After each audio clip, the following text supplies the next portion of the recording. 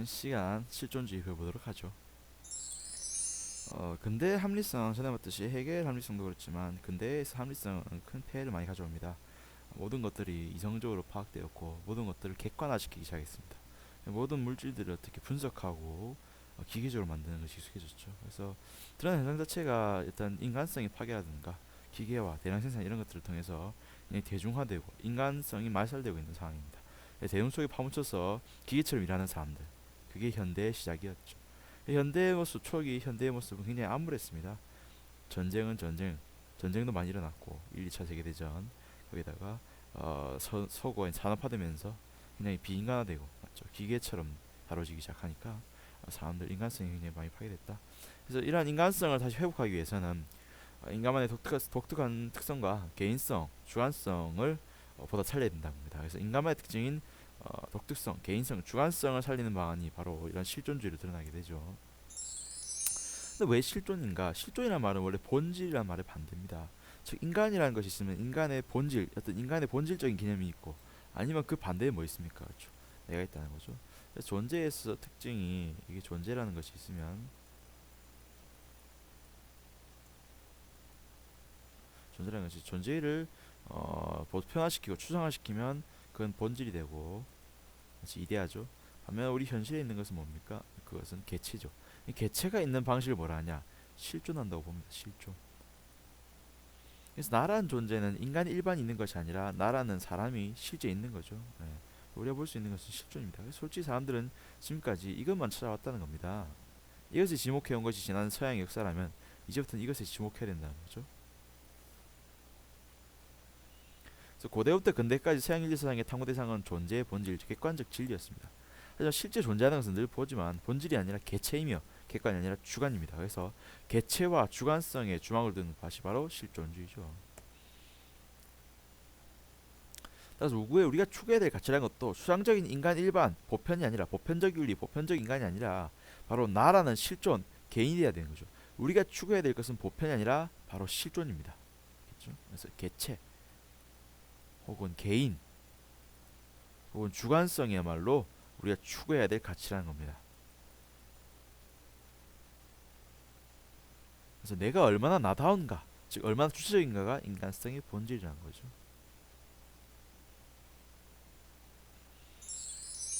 그래서 키에르케고르가 한 말은 이 말입니다. 그래서 주체성이 진리다. 그래서 키에르케고르의 단은 이걸로 한번 정리해 볼게요.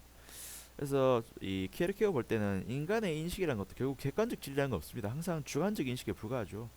따라서 객관적 진리라는 것은 어차피 불가능하다면은 진정한 진리라는 것은 인간에게서 진리라는 것은 우리가 신이 아닌 이상 맞죠. 언제까지 주체적일 뿐이고 주관적일 뿐이고 따라서 주체성이야말로 진리라는 겁니다. 진리라는 것은 객관적인 것이 아니라 주체적인 것입니다.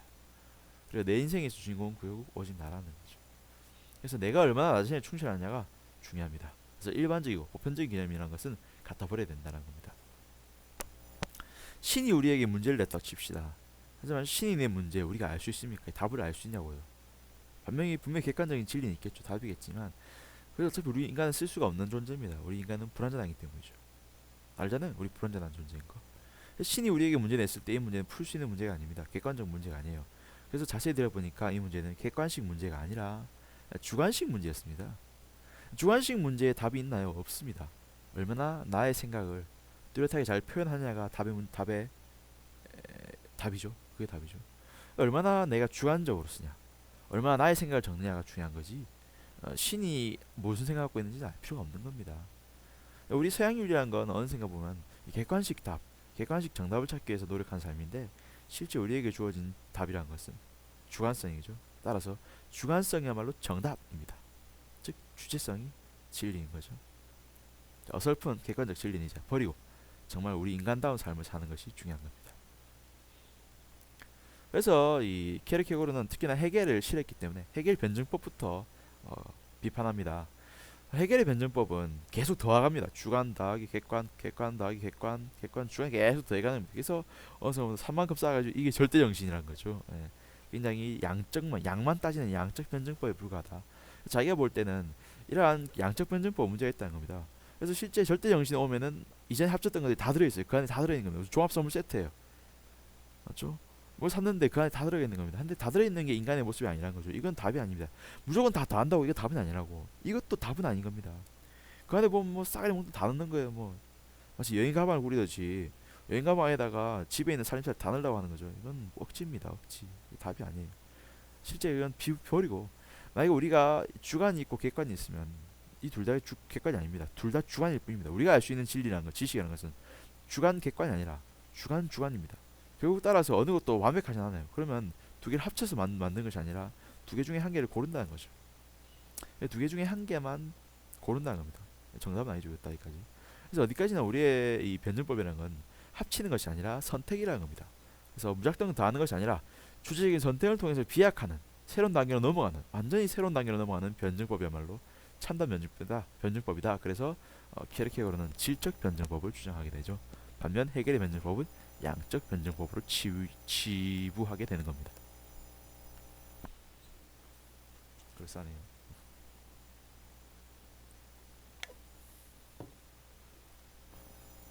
따라서 우리가 만약 인생을 산다면은 우리 인생은 세 단계라는 표현도 좀 그렇지만 어떤 세 가지 서열이 있겠죠 아마. 가장 저급한 서열, 그 다음 괜찮은 서열, 그 다음 정말 괜찮은 삶이 있을 텐데 가장 저급한 삶은 아무래도 자신의 아무것도 모른 채 자신의 욕망에 그냥 굴복한 삶일 겁니다. 자신의 욕망과 쾌락, 욕구에 굴복해서 그냥 그것에 휩쓸려 사는 삶일 거예요. 하지만 어느 순간 보면 내가 뭐 하고 사는 건지 고민하게 됐죠. 그 순간이 오면 우리는 비약하게 된다는 겁니다. 무엇 단계로 그래 이러한 쾌락적인 삶은 무의미한 삶이야. 의미 있는 삶을 살자. 그래 의미 있는 삶이 뭐지? 그래 굉장히 윤리적으로 사는 거야. 아주 정련된 그런 깔끔하고 그런 보편적인 어떤 삶을 사는 거야. 보편적인 삶. 의사가 돼서 사람들에게 봉사활동을 자주 하고 아주 착한 인간. 남들이 보기에도 정말 착한 그 사람이 돼야겠어. 착한 삶을 살기 시작하죠. 특히나 이런 착한 삶이라는 것은 우리 인간이 지니고 있는 이성을 통해서 파악 가능한 어떤 보편 진리, 보편적인 윤리를 추구하는 삶입니다. 맞죠? 지구 어디에서나 언제나 통하는 그런 보편적인 윤리를 깨닫고 그러한 윤리를 실천하는 삶이죠. 하지만 알다시피 우리 인간은 어디까지나 그 진리라는 것은 주관적일 뿐입니다. 완벽한 답을 얻을 수가 없어요. 윤리에게 있어서 윤리라는 것도 완벽한 답이 없는 겁니다. 하지만 인간은 만들어냈죠. 보편적인 것이라고. 하지만 보편적인 게 아니라 어디까지나 우리의 주관적 통념에 불과합니다. 주관적 통념과 진리, 주관적 통념과 보편적 진리는 다르죠. 하지만 사람들은 어느 순간 이성을 통해서 파악했기 때문에 이 주관적 통념이 보편적 진리라는 식으로 만들어버립니다. 하지만 완전체인 신이 보기에는 우습죠. 모든 것들이. 따라서 마지막 단계인 종교적 단계에 넘어가게 됩니다. 따라서 우리는 그래 이것도 답이 아니라 사실을 알게 됩니다. 결국은 신앙을 통해서 신을 먼저 믿게 되죠. 통념윤리 안 통하거든. 이것도 진리가 아닌 것 같거든. 이건 어디까지 주관에 불과하니까 그래 완전체인 신에게 귀의하자. 신에게 던집니다. 일단 신이 답을 줄 것 같아요. 하지만 신이 주는 답은 이겁니다. 미안, 너 답 없어. 네가 열심히 사는 게 답이야 라는 거죠. 그래서 그때부터는 나는 답을 찾기 위해서 노력하는 것이 아니라 내 자신의 삶에 충실한 겁니다. 우리는 신에 탁 던지 신이 당연히 완벽한 존재니까 신에게 맡기길 원합니다. 신에게 내맡겨버리죠. 알아서 하겠지. 신이 시킨 대로 하면 돼. 그렇지만 알고 보면 신이 시킨다는 건 없습니다. 신은 이렇게 말하고 있습니다. 늘 너 자신에게 충실해라. 얼마나 주체적으로 사는 것이냐, 그것이 내가 원하는 너의 삶이다 라는 겁니다. 그래서 신은 그렇게 말하는 거죠. 그래서 결국 우리는 행동할 때 늘 무엇인 것처럼 신 앞에 선 것처럼 행동해야 됩니다. 왜냐? 그래야지만 단독자처럼 행동하게 되기 때문이죠. 아까 말했지만 주체적으로 살기 위해서는 우리가 마치 어떻게 신 앞에 서 있는 것처럼 행동해야 된다는 겁니다. 그럼 신 앞에 있어서만큼은 내가 여러 사람과 같이 서 있느냐? 아니죠. 늘 나는 나 혼자 딱 던져 있습니다. 이 나 혼자 던져 있을 때는 이전에 있던 윤리적 지식, 어떤 사람들의 생각 이런 거 다 제거된 상태입니다. 나는 완전히 나만 서 있는 겁니다. 보편적 윤리, 통념, 뭐 우리가 생각했던 학문, 예술, 종교 다 던지고 정말 기본 우리의 인식 모든 관념을 다 벌리고 정말 나로서 순수하게 나로서 딱 서 있는 거죠. 그렇다면 나에게 아무도 남아있지 않기 때문에 나는 나의 삶을 완전히 스스로 만들어가야 됩니다. 알겠죠? 나 완전히 나 혼자 만들어가야 되는 겁니다. 그리고 나 혼자 정말 열심히 나 자신에게 충실할 때, 나 자신을 스스로 선택하고 스스로 만들어갈 때만 신이 그 삶을 인정한다는 거죠. 따라서 주체적인 삶을 어떻게 마치 내가 신 앞에 서 있는 것처럼 그렇게 살아야 된다는 겁니다. 특히나 이런 신 앞에 선 단독자라는 것은 우리는 알겠지만 기본적인 종교관념과도 일치한 부분이죠. 원래 우리 개신교 이후부터는 신이라는 건 어떻게 1대1로 면대면으로 만날 대상이라고 보고 있죠. 그래서 굳이 교회를 통해서 만나는 것이 아니라 1대1로 만나야 된다. 이런 기반을 하고 있지만 실제 키에르케고르의 신사상은 좀 차이가 있죠. 원래 기독교에서 말하는 신이라는 것은 어떤 기본적으로 우리에게 윤리를 제시해주는 그런 사람인데 윤리를 제시해주지 않고 너에게 충실해라 이런 말만 하니까 그래서 키에르케고르의 신도 실제 많은 기독교적 비판을 받게 됩니다. 자, 아무튼 주체성이야말로 진리가 된다 이런 얘기였습니다. 그 다음 이러한 키에르케고르의 윤리적 사상에 대해서 굉장히 비판을 하는 사람이 있었는데 그 사람이 샤르트르입니다. 샤르트르는 키에르케고르와는 좀 시기적 차이가 좀 큽니다. 1950년대 60년대 사람이에요. 샤르트르가 하는 말은 뭐냐, 일단 실존은 본질에 앞선답니다. 왜 이런 말을 하게 되는지 알아봅시다.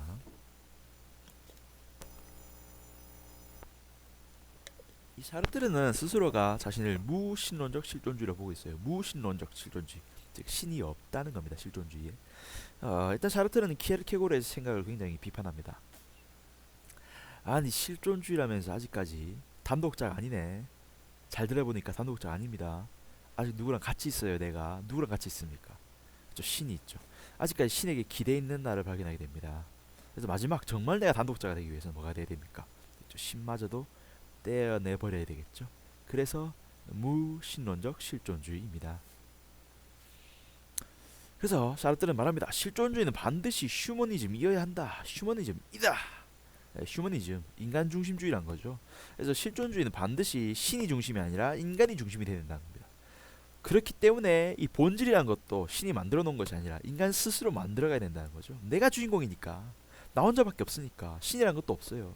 우리 인간의 본질이란 것도 원래 신이 만들어야 되는데 그런 신을 거부해버렸기 때문에 남아있는 것은 나밖에 없습니다. 따라서 내가 스스로 본질을 만들어가야 됩니다. 보통 우리 이전 생각은 뭡니까? 저 기독교 생각만 해도 신이 본질을 만들고 그런 본질로부터 개체가 나온다고 보고 있죠. 하지만 아니라는 겁니다. 개체가 먼저 던져 있고 그 다음 본질을 만든다는 거죠. 왜냐하면 신이 본질을 만들어 놓지 않았기 때문에. 특히나 이러한 본질이 없는 특성은 우리 인간이 대자라는 특징에서 드러나죠. 그래서 인간의 존재적 특성은 대자인데 대자는 무슨 의미냐? 이건 즉자와 반대입니다. 즉사. 즉자는 본질이 완성된 완전한 자유가 없는 존재로서 의자, 책상 같은 거죠. 저 의자와 저 책상, 이 선생님의 안경 한번 오랜만에 벗어볼까? 네. 안경 보십시오. 안경은 태어나면서부터 안경이고 죽어서도 안경이고 안경일 수밖에 없고 안경으로서 끝났습니다. 이것은 가능성이라고는 죽어도 없습니다. 눈꼽만치도 가능성이 없어요. 그냥 안경일 뿐입니다. 하지만 반면 여기는 이 사람은 언제든지 변할 수 있죠. 그렇죠? 왜냐하면 본질이 없기 때문입니다. 안경은 본질이 있어요. 안경, 도수를 높이는 거죠. 정말 비는 게 없네. 하지만 이 선생님, 보세요, 선생님. 오늘은 머리가 이렇지만 내일은 또 이렇게 될 수도 있고 맞죠? 이렇게 될 수도 있고 맞죠? 뭐 이렇게 될 수도 있는 거 맞죠? 나름대로 할 수 있는 겁니다. 가능성이 무궁무진하게 열려있는 존재죠. 그래서 오히려 불완전하게 우리가 더 불완전하지만은 오히려 가능성을 지닌 존재라는 측면에서 우리는 정말 무슨 존재? 자유로운 존재랍니다. 자유로운 존재. 이것이 굉장히 주목하고 있는 것이 인간을 자유적 존재로 보고 있는 것이 바로 샤르트르입니다. 알겠죠? 그렇기 때문에 우리는 인간은 무엇을 할 수 있는 자유? 본질을 만들 수 있는 자유가 있는 겁니다. 그래서 우리는 아까 말했듯이 본질이 없어요. 아직까지 이게 없는 상태입니다. 그래서 본질이 없는 상태로 던져 있어요. 이 안경은 본질이 완성된 상태로 던져 있지만은 우리 인간은 본질은 던져져 있지 않지만 본질은 완성되어 있지 않지만 일단 던져져 있는 상태입니다. 이러한 던져져 있는 상태에서 이제 스스로 뭘 만들어가야 됩니까? 본질을 만들어가야 된다는 거죠. 그래서 스스로 본질을 만들어가는 인간은 스스로가 스스로를 만들어가는 것은 자유의 존재이기 때문에 사르트르는 실존이라는 것이 먼저 있고 먼저 우리는 실존하고 있고 그런 와중에 본질을 완성한다는 겁니다. 그래서 실존은 본질에 앞선다 라는 말을 하게 되죠. 하지만 이러한 자유, 아까 봤듯이 우리 자유를 피할 방법은 없습니다. 자유를 부정할 수 있는 자유는 없어요. 그래서 자유는 필연적이고 강요되어 있기 때문에 일종의 자유의 부조리 상태에 빠져 있다고 볼 수 있습니다. 그리고 따라서 이러한 자유에 대한 책임 굉장히 중요시하죠. 내가 스스로 내 마음대로 행동할 수 있다는 것은 내 행동에 대해서 반드시 책임져야 된다는 겁니다. 실존주의라는 것이 네 마음대로 한다 이걸로 끝이 아니라 책임성도 가져야 된다는 거죠. 따라서 분명히 실존주의는 윤리성도 내재하고 있는 거죠. 그래서 우리는 이런 우리의 행동에 대해서 책임져야 되고 특히나 개인적 책임도 중요하지만 사회적 책임도 중요합니다. 나의 선택이란 것은 나는 분명히 선택하지만 그 선택이 나로 그치는 것이 아니라 사회 전체도 변한다는 거죠. 따라서 사회적 변화도 내 책임을 통해서 드러나기 때문에 나의 사회적 책임, 나의 사회적 선택도 중요하다. 따라서 사회적 선택, 즉 사회 참여, 안가주망을 인게이지먼트를 중시한다고 볼 수 있죠. 인게이지먼트 영어로는 정치 참여지만 안가주망 불어는 안가주망이라고 읽죠. 그래서 안가주망 샤르트르는 알다시피 프랑스 사람이거든요. 네. 네, 그렇습니다. 이렇게 안가주망 살펴봤고 이제 마지막 실존주의자 한번 만나볼게요. 뭐 여러 사람 있지만은 우리 책에 소개하고 있는 사람은 하이데거라는 사람입니다. 하이데거는 별로 우리가 책 잘 안 하는 게 일단 약간 무거워요. 주제가 책도 좀 어렵고 그래서 쉽게 해석하려다 보니까 약간 비하가 있습니다. 하지만은 뭐 그런 대로 이해할 만할 거예요. 특히 하이데거 하면 별로 이미지가 안 좋은 게 나치즘의 그 이론적인 토대를 마련해주고 했었죠. 그래서 이제 어, 그래서 이제 전쟁 이후에는 이제 조용히 지냈지만 아무튼 중요한 사상이기 때문에 한번 들어봅시다. 하이데거는 굉장히 죽음에 대해서 굉장히 신경 많이 썼어요. 우리 보통 죽음이라는 것이 오히려 안 좋은 것이라 생각이 좋지 않습니까? 부정적이고 따라서 우리 인간 존재에게 있어서 죽음은 굉장히 안 좋은 것이고 피해야 될 것이라고 보는데 하이데거는 그런 생각을 버립니다. 오히려 죽기 때문에 인간만이 독특하다는 거죠. 이 세상에 있어서 죽는 존재 여럿 없습니다. 하지만 인간만은 죽기 때문에 오히려 더 독특하다는 거죠. 어떤 하이데거는 인간 존재를 물어보냐 현 존재를 보고 있습니다.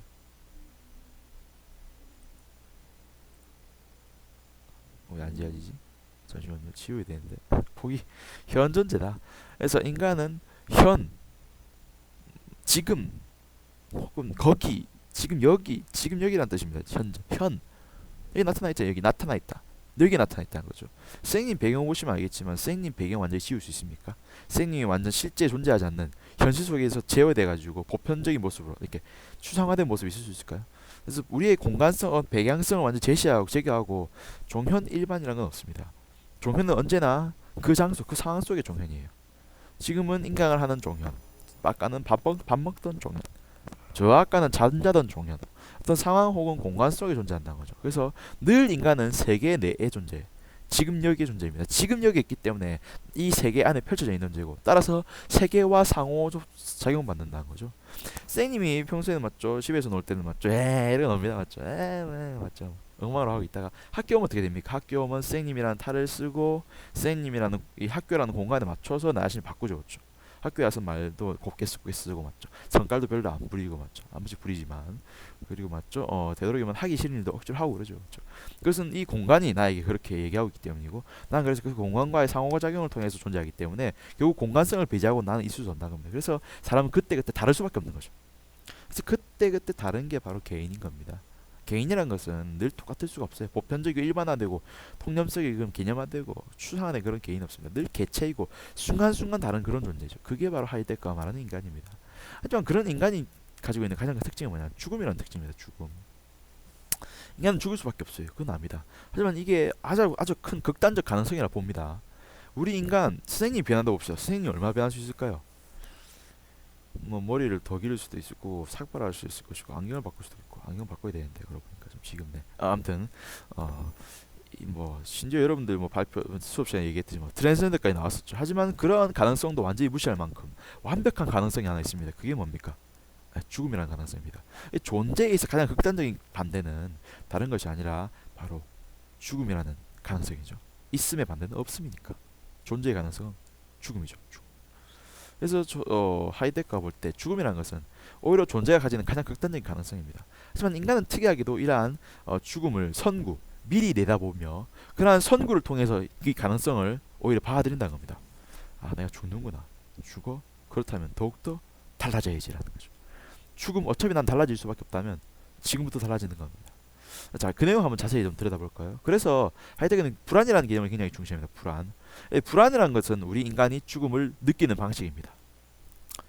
죽음이라는 것은 불안을 통해서 느낄 수 있죠. 뭐 우리가 굳이 꼭 죽음을 통째로 느끼지 않지만 죽음이라고 느끼지 않지만은 늘 불안 속에 살고 있기 때문에 그 불안의 근원은 뭐냐? 죽음이라는 겁니다. 아, 남자친구랑 헤어졌어요. 불안해집니다. 왜 불안해지는 거죠? 몇 가지 이유가 있겠지만은 그 근본적인 그 불안의 원인은 솔직히 죽음이죠. 밥을 못 먹었다. 불안합니다. 왜 불안한 거죠? 그 끝에 있는 죽음을 보았기 때문이죠. 실제 보는 건 아니지만은 시험을 망쳤어. 불안한 거죠. 왜 불안한 걸까? 그 끝에 있는 죽음을 만났기 때문이죠. 그렇듯 인간은 늘 죽음을 이렇게 스스로 느낍니다. 어떻게 불안이라는 방식을 통해서 꼭 죽음이라고 느끼지 않지만 불안을 느끼는 거예요. 불안을. 그렇기 때문에 늘 불안하기 그래서 그 불안의 극복을 위해서 스스로 항상 노력합니다. 어떻게 하면 이 불안을 극복할 수 있을까? 그래서 노력하게 되는 거고 더욱더 창조적이 된다는 거죠. 순간순간 자신을 바꿀 수밖에 없다는 겁니다. 왜냐하면 불안하기 때문에 그대로 가라앉지 않는다는 거죠. 그대로 끝났을 가라앉는 것이 아니라 어떻게든 변해야 돼.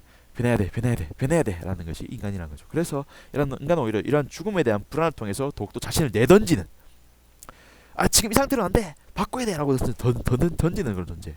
던지는 걸 뭐랍니다. 우리 야구에서 던지는 사람은 뭐랍니까? 투수. 그래서 인간은 뭐라고 보냐? 그래서 하이테크는 피투적 귀투라고 봅니다. 피투적 귀투. 피 당할 피자잖아요. 그래서 투수를 던져짐을 당했어요. 인간은 솔직히 무언가에 의해서 던져져 있습니다. 이 상황에. 우리 이 공간 속에 던져져 있어요. 그냥 공간 속에 던져져 있다고 해서 그냥 그런 대로 살지 그런 대로 살지가 아니라 아니야 바뀌어야 되라고 해서 스스로를 다시 어떻게 하면 내가 스스로 단지 또 던지는 거죠. 스스로를 창조적이게 만든다는 측면에서 우리는 스스로를 내던진 존재, 즉 귀투적 존재, 피투적 귀투의 존재입니다. 그것이 하이테크가 말하는 인간 존재죠.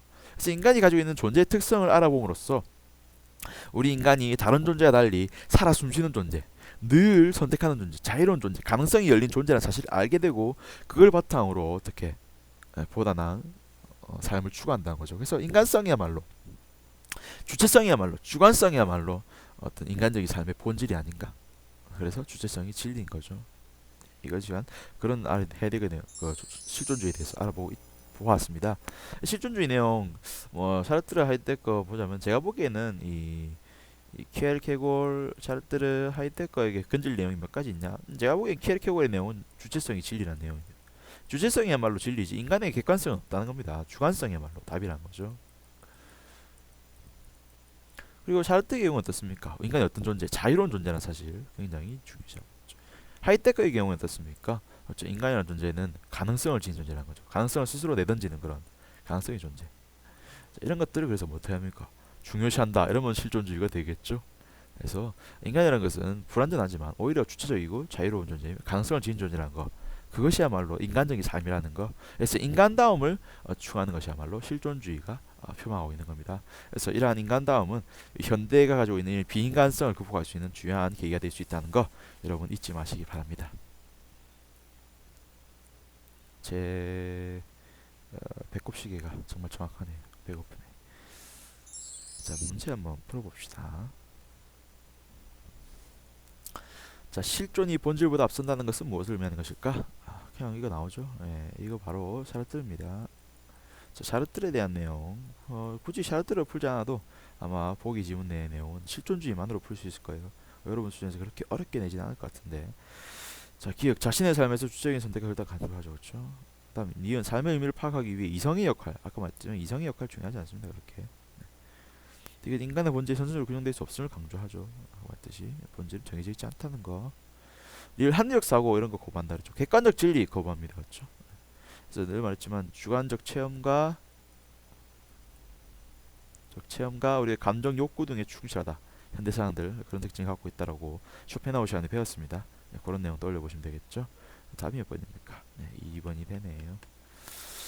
자, 이번 시간도 그래서 우리 열심히 실존주의 배웠습니다. 정말 여러분들 열심히 하고 계시군요. 이 강의를 보고 있다는 자체가 어떤 여러분들의 모습을 보여줍니다. 여러분들 이 지금 강의라는 것도 실제 공부라는 것도 굉장히 억울하게 느낄 수도 있지만은 남이 시켜서 하는 걸 수도 있겠지만 그러면 우리는 끝없이 깔아앉게 되죠. 이런 공부야말로 내가 선택해서 내가 스스로 하는 것이다. 나의 결단을 통해서 하는 것이다 라는 그러한 믿음이 있어야지, 그러한 자유로운 생각이 있어야지만이 공부도 좀 더 신명나게 할 수 있을 것이고 인간다운 삶을 살 수 있을 것입니다. 실존주의 꼭 명심하기 바랍니다. 이번 시간 마치겠습니다. 수고하셨습니다.